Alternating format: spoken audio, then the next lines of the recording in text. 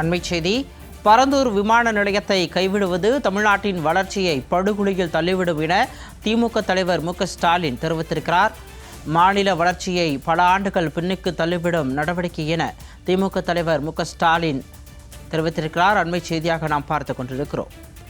தமிழக சட்டப்பேரவையில் 110 விதியின் கீழ் அறிவிப்பை வெளியிட்ட முதலமைச்சர் விஜய் பரந்தூர் விமான நிலைய திட்டம் கைவிடப்படும் என அறிவித்த நிலையில் தற்பொழுது அரசியல் காரணங்களுக்காக தமிழ்நாட்டின் நலனை அடகு வைக்கக்கூடாது என இதற்கு மு.க.ஸ்டாலின் எதிர்வினையாற்றியிருக்கிறார்.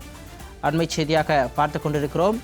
அற்ப அரசியல் காரணங்களுக்காக தமிழ்நாட்டின் நலனை அடகு வைக்கக்கூடாது என திமுக தலைவர் மு.க.ஸ்டாலின் தெரிவித்திருக்கிறார். பரந்தூர் விமான நிலையத்தை கைவிடுவது தமிழ்நாட்டின் வளர்ச்சியை படுகொலியில் தள்ளிவிடும் என மு.க.ஸ்டாலின் தெரிவித்திருக்கிறார். அண்மை செய்தியாக நாம் பார்த்து கொண்டிருக்கிறோம்.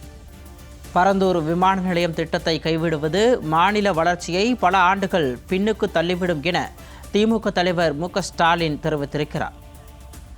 கூடுதல் விவரங்களை எமது செய்தியாளர் ஜெயலானி வழங்க கேட்கலாம். வணக்கம் ஜெயலானி. பரந்தூர் விமான நிலைய திட்டம் கைவிடப்படுவதாக முதலமைச்சர் விஜய் அறிவித்திருந்த நிலையில் தற்பொழுது திமுக தலைவர் மு.க.ஸ்டாலின் இதனை எதிர்த்து அறிக்கை வெளியிட்டிருக்கிறார். அதில் அவர் குறிப்பிட்டிருக்கக்கூடிய முக்கியமான விஷயங்கள் என்ன? வணக்கம் ஸ்ரீகாமணி. பரந்தூர் விமான நிலைய திட்டத்தை கைவிடுவதாக இன்றைய தினம் தமிழ்நாடு முதலமைச்சர் ஜோசப் விஜய் 110 விதியின் கீழே அறிவிப்பு வெளியிட்டிருந்தார். இத்திட்டத்தை கைவிடுவதாகவும் இதற்கு மாற்று ஏற்பாடாக விமான நிலையம் அமைப்பது தொடர்பான இடங்கள் தொடர்பாக விரைவில் அறிவிப்பு வெளியிடப்படும் என்பதாகவும் அதுவரையிலும் தற்போது இருக்கக்கூடிய சென்னை விமான நிலையத்தை விரிவுபடுத்தக்கூடிய பணிகள் மேற்கொள்ளப்படும் என்பதாக அறிவிப்பு வெளியிட்டிருந்தார். இந்த நிலையில முன்னாள் முதலமைச்சராகவும் திமுகவின் தலைவருமாக இருக்கக்கூடிய மு.க.ஸ்டாலின் தற்போது அதனை விமர்சித்து ஒரு அறிக்கையை வெளியிட்டிருக்கிறார். குறிப்பாக அவர் வெளியிட்டிருக்கக்கூடிய அந்த எக்ஸ் வலைதள பதிவுல பரந்தூர் விமான நிலையத்தை கைவிடுவது என்பது தமிழ்நாட்டு வளர்ச்சியை படுகொலியில் தள்ளிவிடும் என்பதாக அவர் சுட்டிக்காட்டியிருக்கிறார்.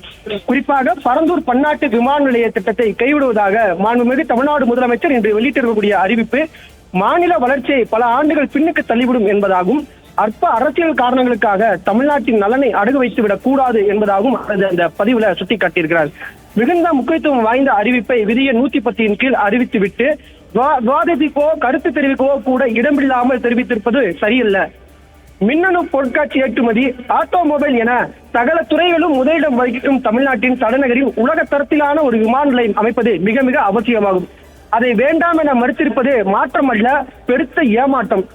சாத்தியமுள்ள அனைத்து மற்றும் இடங்களையும் கவனமாக பரிசீலனை செய்த பின்புதான் பரந்தூர் தேர்ந்தெடுக்கப்பட்டது எனவும் நிலம் கையகப்படுத்தப்பட்டாலும் நிறைவடையும் தருவாயில் உள்ளது. பல கட்ட பணிகள் ஒப்புதலும் நிறைவடைந்த நிலையில் ஆட்சி வந்ததும் கட்டுமானம் விரைந்து தொடங்கப்பட பல திட்டங்கள் நாங்கள் வைத்திருந்தோம். தற்போது அமைந்துள்ள புதிய அரசு மீண்டும் வேறு இடத்தை தேர்வு செய்து பணி தொடங்கும் முன் தமிழ்நாட்டின் வளர்ச்சியை மொத்தமாக டிராப் ஆகிவிட்டது. முதலீடுகளின் முதல் முகவரியாக திராவிட மாடல் ஆட்சியில் இருந்த தமிழ்நாடு கடைசி இடத்திற்கு தள்ளப்பட்டும் முதல்வரின் அறிவிப்பு நாம் போட்டி மாநிலங்களுக்கு அடித்த ஜாக்பாட்டாகவே பார்க்க முடிகிறது என்பதாகவும் தெரிவித்திருக்கிறார். தொழில் வளர்ச்சி இல்லாமல் $1 டிரில்லியன் $1.5 டிரில்லியன் என பொருளாதார வளர்ச்சி இலக்குகள் சாத்தியமே இல்லை.